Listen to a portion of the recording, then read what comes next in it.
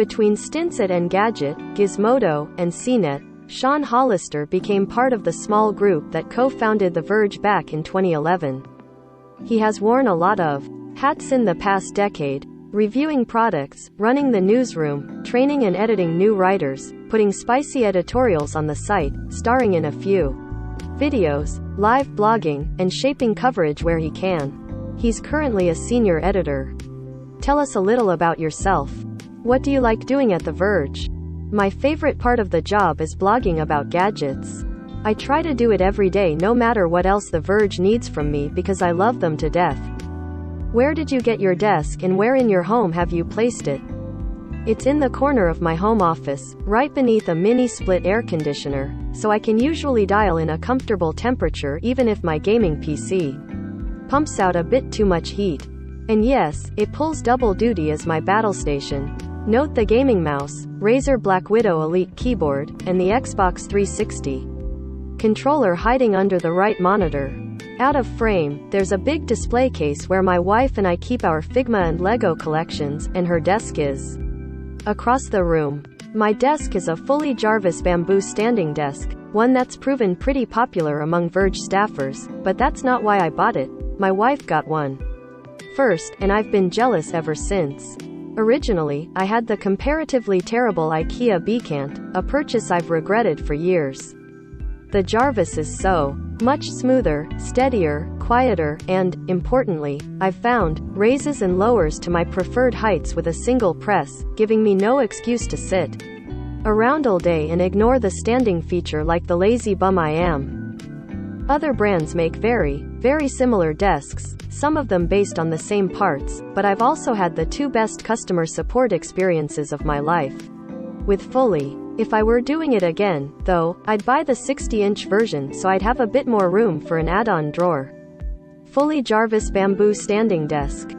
This popular standing desk quickly and quietly adjusts from a top height of 50 inches to a level low enough for you to sit on the floor. Tell us about your chair. It's a 20-year-old Herman Miller Aran that's still going strong, a hand-me-down. I'm at least the third owner, maybe the fourth? I told myself I'd never buy an ugly Aran, and now, of course, I can't imagine using anything else. I tried a whole bunch of chairs, actually, but the Aran seatpan's supportive bounce can't be beat. I do need to replace the tube one of these years. It sometimes makes a worrying clunk when I sit down. I did make a couple upgrades, though. I love a good headrest, and while Herman Miller doesn't make one, the third-party Atlas headrest is the best $160 I've spent in years. I can't vouch for their current models, but the old cushion version I have is incredibly easy to adjust and wonderfully supportive, whether I'm upright or leaning back. I also replaced the old lumbar cushion with the adjustable posture-fit lumbar kit, which is fine, I guess. Modern Arans. Havey a stronger version that's built right in. Okay, here's the long one. Tell us about the tech that you're using. You're actually seeing a pretty clean version of my desk. It's usually strewn with whatever tech I'm testing, and you'll probably notice I've got quite a few micro SD cards that I've been using for my ongoing Steam Deck review. But even without the extra clutter, my triple monitor array doesn't leave a lot of space on a 48-inch desk. It's a good thing my custom desktop gaming PC only takes up 12.7 liters. It's an Encase M1 with a Ryzen 5 5600X, a 240mm closed-loop cooler, a GeForce RTX 3060 TFE, 32 gigs of RAM, 4 SSDs, and a slot-loading Blu-ray drive. Next to that, I've got a Synology DS920 Plus for long-term storage and streaming my video collection to Plex, though I only have it set to boot on the weekends since I don't really access it that often. Flanking the PC and NAS are my Cherry Red Audio Engine A2 Plus speakers, which I adore because they're tiny, support USB and analog and Bluetooth, and their audio quality punches way above their size and weight, though the bass is a little lacking, I suppose. I spend a bunch of my day in headphones anyhow, but it's refreshing to take them off and enjoy higher quality audio, and hopefully avoid missing Slack pings. Audio Engine A2 Plus wireless speaker. Compact, well-built Bluetooth wireless speakers with USB audio input and dual analog audio inputs for connecting multiple devices.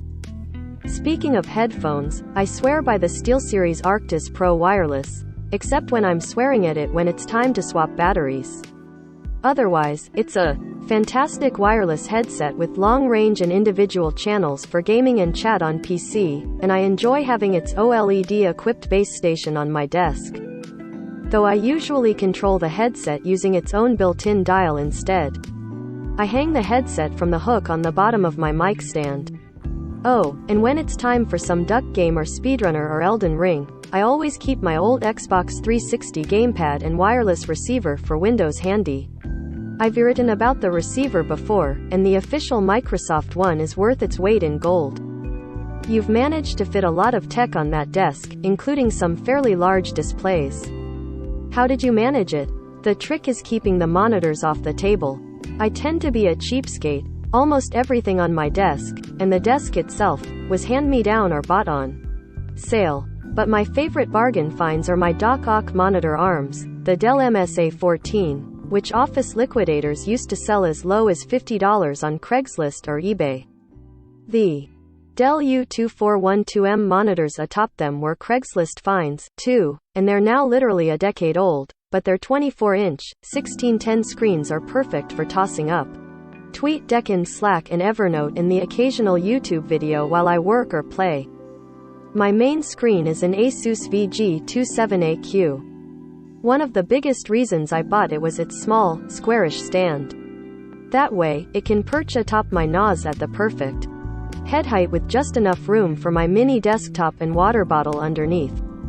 Too many modern monitors have big V-shaped stands that make them hard to prop up, I'm afraid. What do you keep in that single drawer? I take it that Altoids are an important part of your work toolkit.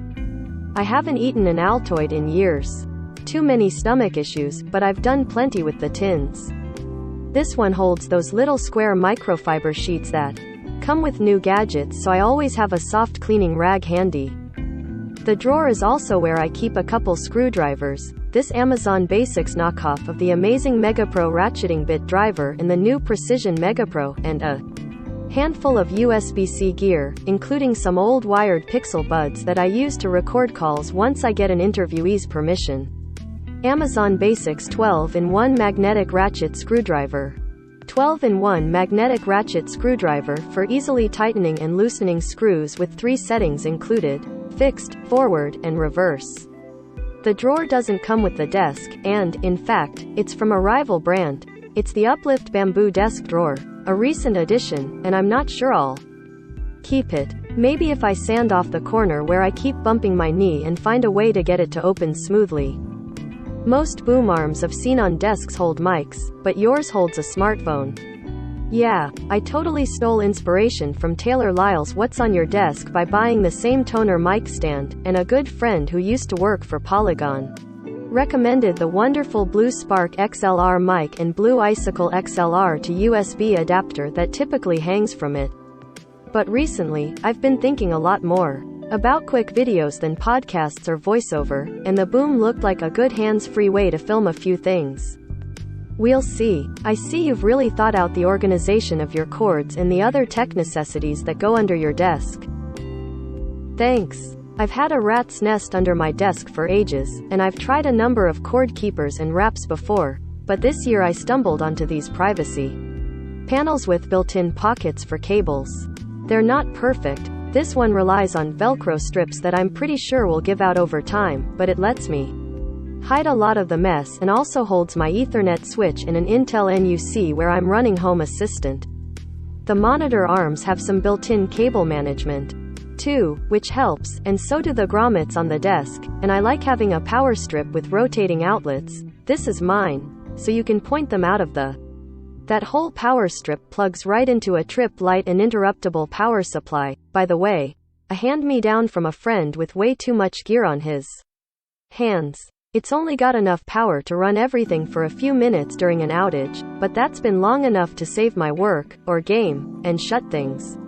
I understand that the coaster your drink is on has a history. Do tell.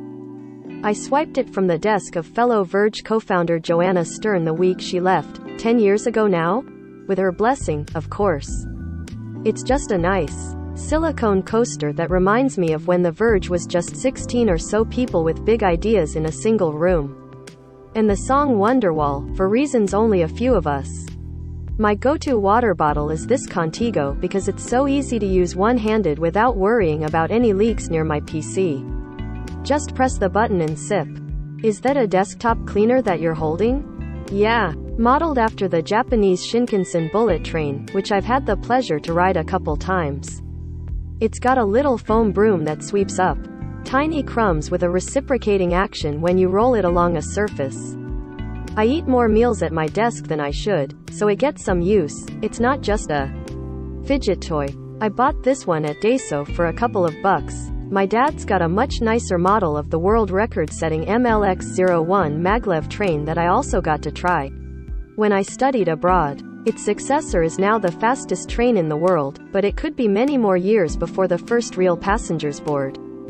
I love the rocket ship pictures.